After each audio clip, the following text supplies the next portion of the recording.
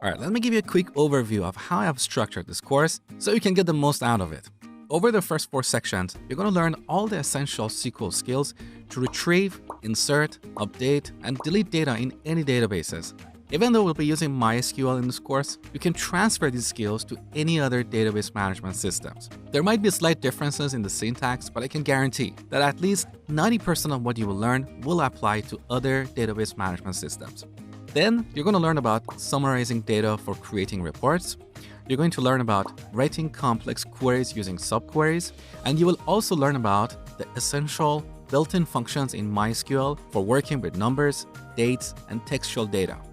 Now, as you write more queries, you will find yourself writing the same query over and over. So over the next 2 sections, we're going to talk about creating views, stored procedures, and functions for storing your queries and reusing them later. These are great ways to increase your productivity. Again, most of what you will learn in these sections will apply to other database management systems. Then we're going to move on to more advanced topics such as triggers and events, as well as transactions and concurrency.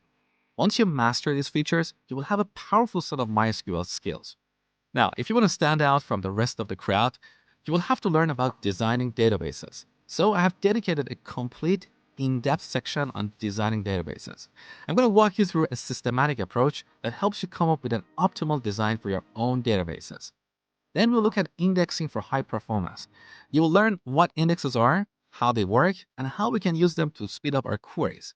Indexes are absolutely essential when your database grows in size. If you have millions or billions of records, you want to make sure that your queries execute pretty quickly, and that's why you need to use indexes.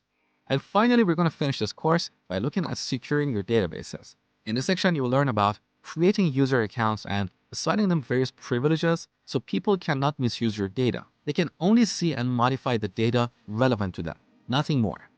So there's a lot we're going to cover, and I promise, if you follow this course and complete each exercise, by the end of this course, you'll be able to pass any job interviews and use your SQL skills in any projects. Are you ready? So let's jump in and get started.